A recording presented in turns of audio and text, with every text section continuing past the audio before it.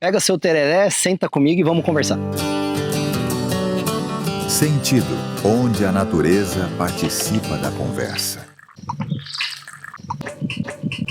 Bora lá, pegou seu tereré, sentou pra gente poder conversar um pouquinho. E hoje eu quero falar um pouquinho sobre as artes marciais. Falei um pouquinho pra vocês que isso fez parte da minha infância, enfim, e já tem aí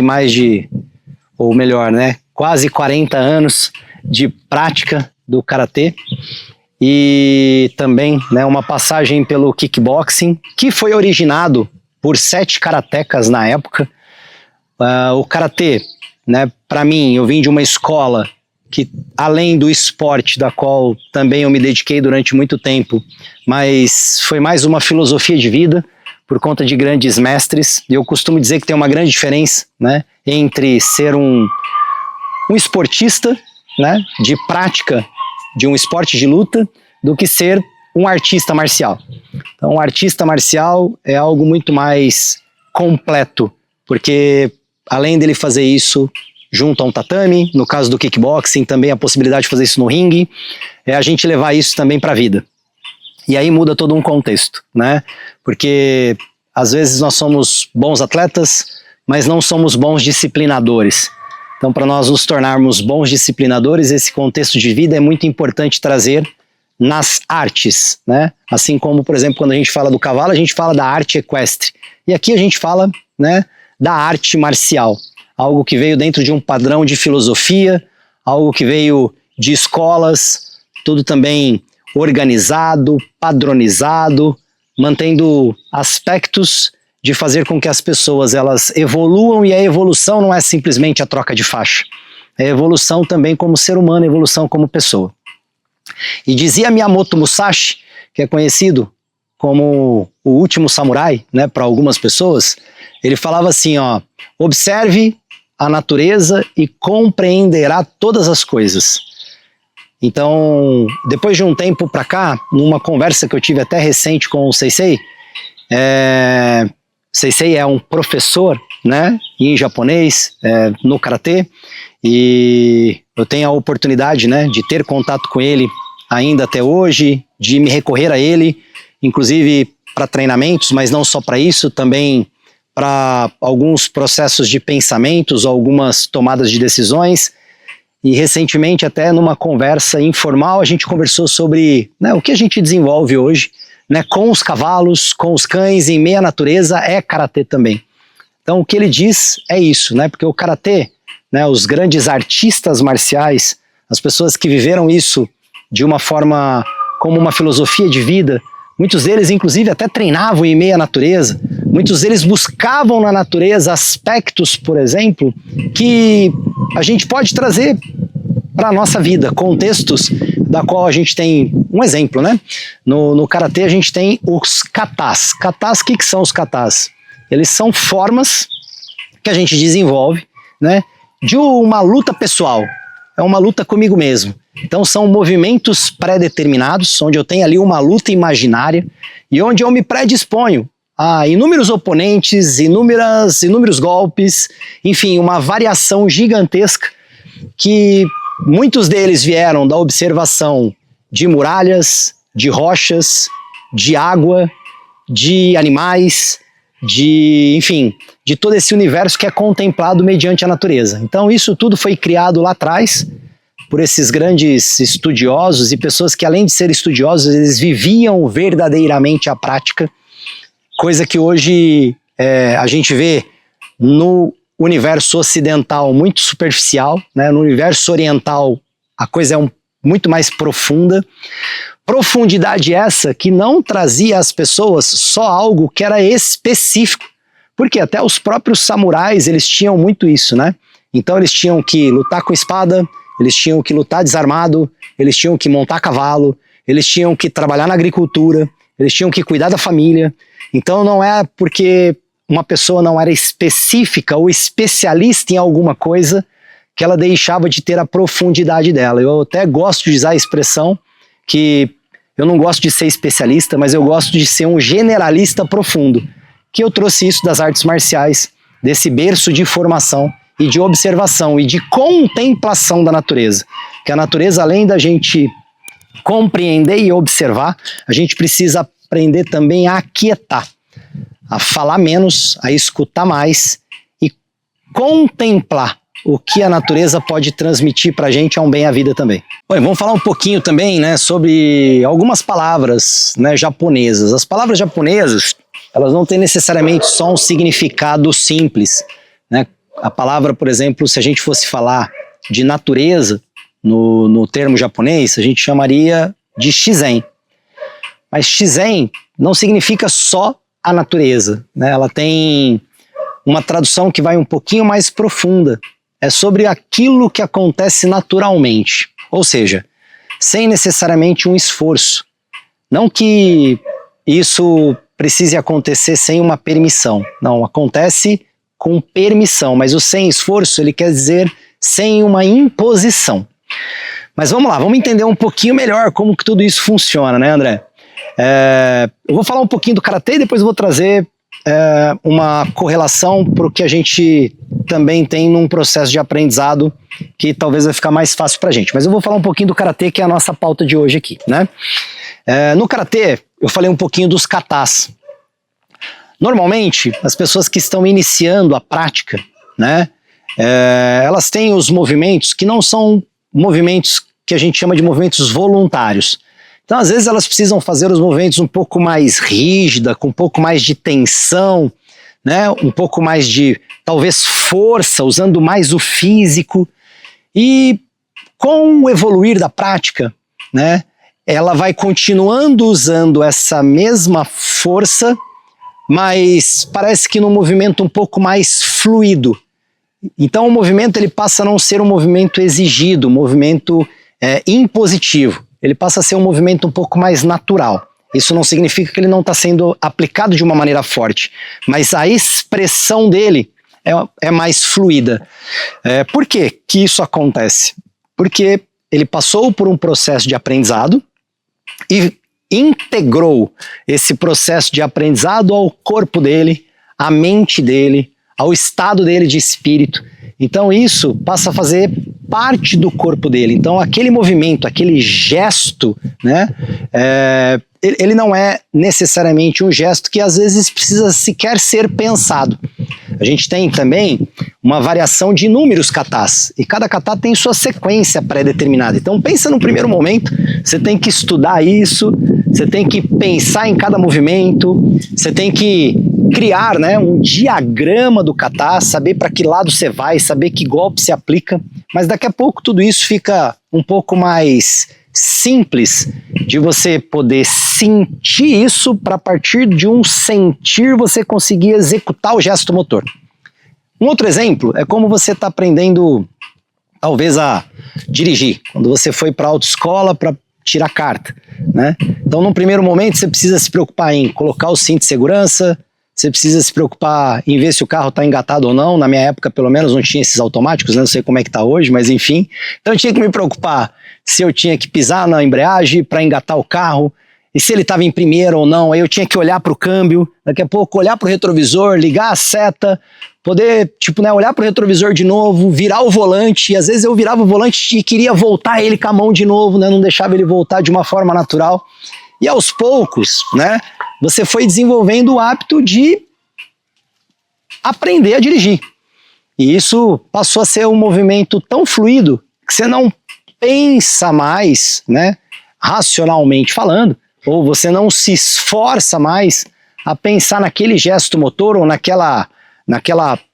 naquele roteiro que você precisa fazer para dirigir o carro. Simplesmente você flui na direção de um veículo, né? Na autoescola, por exemplo, você não aprende a dirigir em rodovia, você está dentro da cidade. Então você vai engatar até uma marcha 3 ali, mas depois na rodovia você vai engatar a quinta, sexta marcha, vai trabalhar em alta velocidade, tem que, né, ter movimentos perceptivos de tempo de reações bem diferentes, né? Que algumas pessoas chamam de reflexo, mas não é, isso é um tempo de reação. Então, todo esse cronograma que num primeiro momento ele nos é imposto, aos poucos ele passa a ser fluido. Então essa palavra shizen, ela traz a correlação com a natureza, mas é de que forma a gente deixa a natureza falar com os nossos próprios movimentos e os movimentos serem realizados sem necessariamente utilizarmos a parte racional.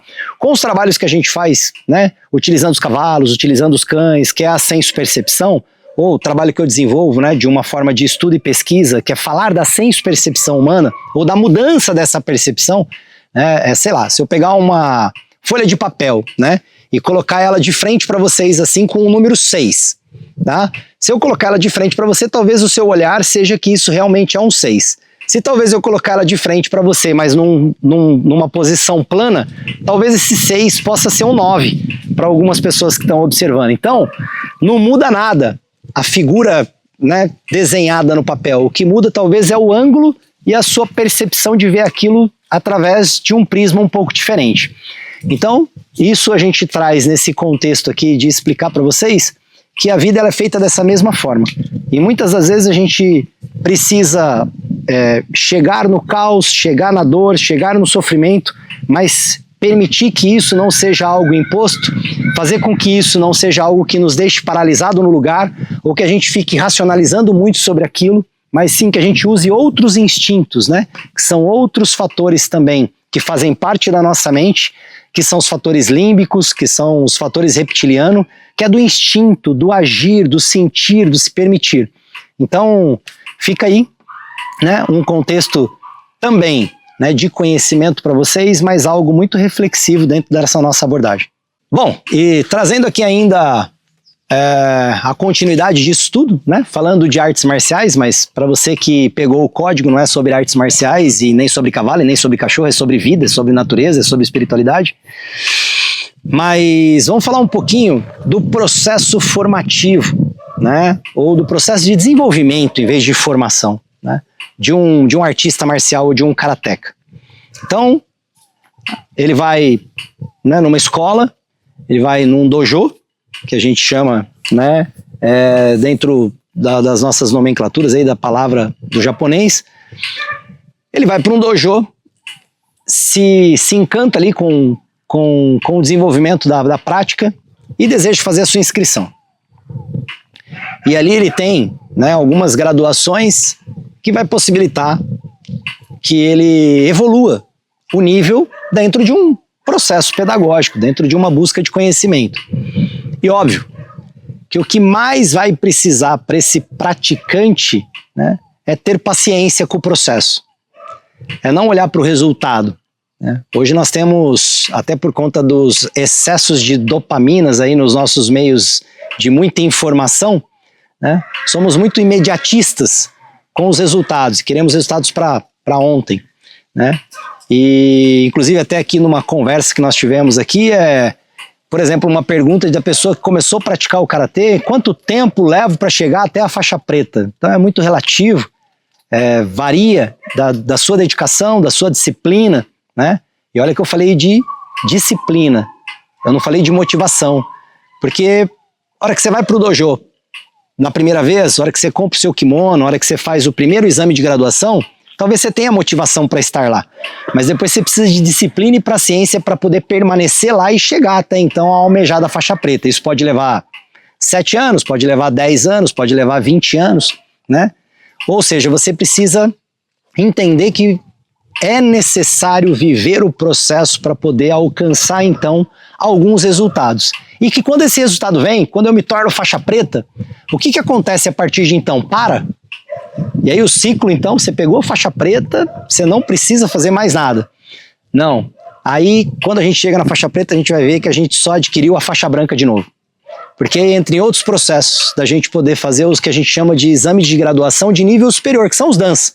Então, faixa preta já é primeiro Dan, depois você vai para o segundo Dan, terceiro Dan. Grandes mestres hoje alcançam aí, né, o 8º, o 9º Dan, alguns chegam ao 10º, outros vão receber só o 10º a partir do momento que ele morreu. Então isso vai vir como uma homenagem in memoriam, ou seja, ele fez uma vida inteira algo para receber uma condecoração que ele não conseguiu ganhar em vida. É como, por exemplo, essa árvore, né, que está aqui atrás. Para ela estar aqui fazendo sombra, para ela ter essa folhagem aqui, ela precisou, no primeiro momento, ser uma semente, né? E aí ela precisou cair num solo adequado, num solo fértil, para ela poder simplesmente germinar. Então ela morreu semente para nascer uma planta, que até então depois se tornou uma árvore. Aí ela precisou criar raízes, fortalecer as raízes, ter um tronco que a sustente, para ela poder depois ter os galhos, e depois ser frondosa ou dar frutos. E muitas das vezes hoje as pessoas elas se preocupam em caminhar pelos galhos da árvore sem ter a mínima ideia do que seria o tronco ou a raiz dessa árvore, né? E uma mínima ideia é que um dia também ela foi uma semente. Tem até um ditado que diz, né, que quem planta tâmara não colhe tâmara. Por quê? Porque existe todo um processo de ter paciência. No universo dos cavalos eu uso a palavra paciência e uso também a constância. Que é o quê? A disciplina colocada em ação para que, durante esse processo de paciência, a gente consiga conquistar coisas. E às vezes, esse conquistar coisas, ele nunca chega. Por quê? Porque não existe fim de ciclos, existe sempre um recomeço de outras muitas coisas. Então, é os ciclos da natureza, né? A gente tem aí as fases da Lua, que elas vão fazendo o quê? Elas vão sempre se renovando, né? O Sol durante o dia e a Lua à noite, né? Não é porque o Sol ele começa a brilhar que a Lua ela some do universo. Talvez a gente vai ver ela num contexto da escuridão, mas é saindo da escuridão que a gente encontra novamente a luz. E isso precisa ser cíclico, isso é renovável e isso é eterno. Então o processo de conhecimento nas artes marciais é o mesmo processo de conhecimento com os cavalos, com os cães, com a vida. A gente não tem fim, isso se renova. E esse é o verdadeiro prazer, inclusive, de viver, sempre se renovando essas inúmeras possibilidades que nós temos nesse nosso contexto chamado aproveite o caminho. Ó, cara, que louco, aqui falou assim, ó, a água recebe tudo, reflete tudo e permanece ela mesma. Olha isso. Não muda a sua substância, né? Ah, ou seja, sempre vai ser água. Perfeito. Tem coisas que ela não se mistura. Exatamente. E o óleo? O óleo, né? E vai pra trás. E a água, de uma analogia do Panicar, Raimundo Panicar, que era sobre a gota da água, né? Que a gota da água cai no mar e ela já não é mais gota, né? Ela se torna o mar. Se torna o mar. Então, uma pequenininha gota acaba Boa. se tornando tudo. Bom, hoje eu acabei tendo uma compreensão do que é um Holy Land. É isso mesmo? Holy Lands. Um puffer, que ficou meio viadado aqui na camiseta. Mas tá valendo. Vamos lá. O importante é o conteúdo depois, tá? E, sei lá, nem o conteúdo é tão importante assim, não. O importante é viver, né? Pessoal, aproveitando aqui então, a gente vai continuar dentro desses mesmos assuntos, né? Na tratativa de vida e olhando para as artes marciais. E aí me traz, claro, um pensamento e um olhar para um grande artista marcial também, que foi o Bruce Lee. E o Bruce Lee sempre trouxe uma consideração muito importante sobre a mente como água, né? Resumidamente. Vamos estar trazendo para vocês aí essa expressão. E a mente como água, ela traz um aspecto de ser adaptável, de ser fluida, né? De ser calma, em alguns momentos, claro, né? Mas sim, todas as vezes que a gente olhar para a água, a gente pode entender que ela pode receber tudo, ela pode refletir tudo, mas ela permanece nela mesma. Então, quando a gente traz essa compreensão para vocês, né, imaginemos, sei lá, uma água aí fluindo num rio. Quando ela passa, né, ou melhor, quando ela encontra alguma pedra, alguma madeira, algum tronco de árvore no meio do caminho, né, o que ela faz? Ela simplesmente contorna e segue o fluxo dela. Por quê? Porque se ela parar ali, ela deixa de ter vida, né? A água parada, ela não tem vida, ela fica uma água podre. E para que ela tenha vida, ela precisa fluir, ela precisa se adaptar. A gente olha, por exemplo, né, a água que ela pode ser posta em diversos recipientes. Ela pode até modificar a forma dela. Então, se eu colocar uma água na xícara, ela vai ter a forma de xícara. Se eu colocar água num copo, ela vai ter a forma do copo. Se eu colocar água na jarra, ela vai ter a forma da jarra. Mas ela nunca vai deixar de ser a substância água. Então ela nunca deixa de ser ela mesma, né? Então, além da fluidez, além dos processos de adaptação, a gente ter uma mente como água, né, significa permitir com que nós possamos fazer com que a nossa vida flua. E é dentro desse flow de vida que a gente consegue se permitir racionalizar menos, entrar menos nos caráteres pensativo, sentir mais e estar em ação. E trazendo também, né, uma reflexão nesse ponto aí de mente como água, a gente precisa entender também que a água ela não se mistura a qualquer substância. Então, a água, né, em algumas composições, ela não é homogênea, ela também é heterogênea. Então nós precisamos entender isso, né, de que forma a gente consegue fluir, de que forma a gente consegue se adaptar e de que forma a gente consegue se colocar em alguns lugares para que nós possamos aí diferenciar de outras substâncias que a gente encontra na vida, né? Para que nós possamos sim buscar em alguns pontos ser homogêneo e em outros pontos ser heterogêneo, né? E até, como chama mesmo, cara? Panicar. E até conversando com o Du aqui, ele me falou do panicar. Vamos lá. E até trazendo um contexto, né, do próprio panicar também para ampliar ainda mais essa nossa reflexão, né? A gota d'água, né, que cai do céu, quando ela tem contato ali com o oceano, ela deixa de ser uma gota d'água e passa a ser o oceano em si, nessa sua grandeza, nessa sua expansão, nessa sua extensão. Então, olhar para isso, né, também nos reflete. E agora me veio também uma frase, né, do professor Nuno Cobra, numa oportunidade que nós tivemos de estar juntos, né, nos treinamentos, que ele falava que tudo é possível nas suas infinitas possibilidades. Então, essa frase me traz muita compreensão agora para com que vocês também tenham, né, isso dentro do programa Sentido. Isso faz muito sentido, tá? Para que vocês aí consigam refletir sobre essas inúmeras possibilidades e substâncias, porque sim, tudo é possível. Bom, e nisso tudo, a gente vai trazer para vocês, né, um contexto de sim, ser um só em meio à natureza, ser um só na natureza. Tá? E com isso, a gente também traz uma reflexão para o que a gente está trazendo agora, né, para esse programa, sobre uma outra expressão japonesa, que é o Mushin. Essa expressão significa mente sem mente. Então é onde a gente deixa ou não permanece no nosso excesso de controle.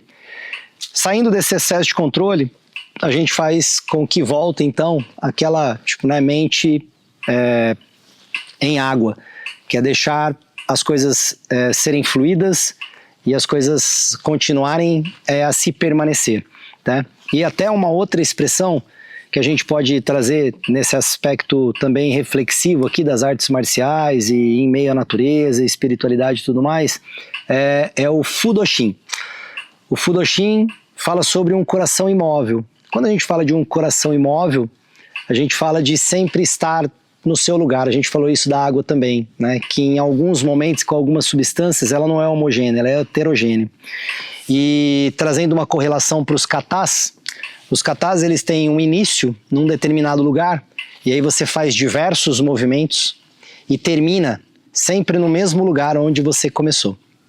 Com isso, qual é o contexto que fica para a gente poder, né, alinhar isso e trazer isso para a nossa vida?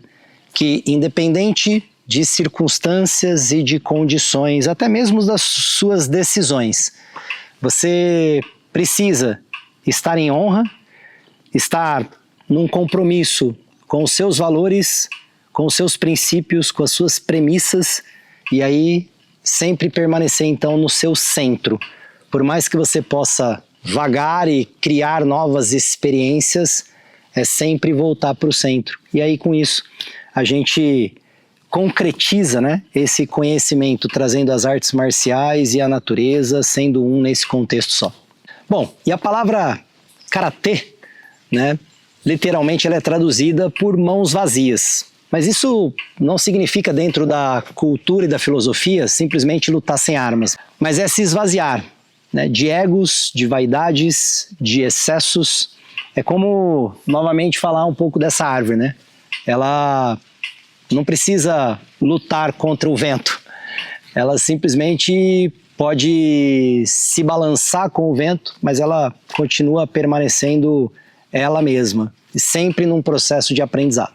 Bom, e o objetivo do programa Sentido é alcançarmos a plenitude das nossas próprias vidas. Então, eu quero deixar aí para você uma lição de casa, um exercício, um desafio para essa semana, de você pegar um papel, né, e anotar quais são os excessos que hoje não te permite alcançar a sua própria essência. E aí, ao colocar isso no papel, você precisa também determinar um primeiro passo. E não são grandes resultados, é simplesmente aquele desafio da corrida. Qual que é o maior desafio da corrida? É colocar o primeiro pé para fora de casa. Então você vai fazer isso, você vai pensar em passos que você consiga desenvolver para que você deixe esses excessos e volte para a sua essência. E no próximo programa a gente vai falar um pouco mais sobre excessos e filosofia de vida. Sentido, onde a natureza participa da conversa.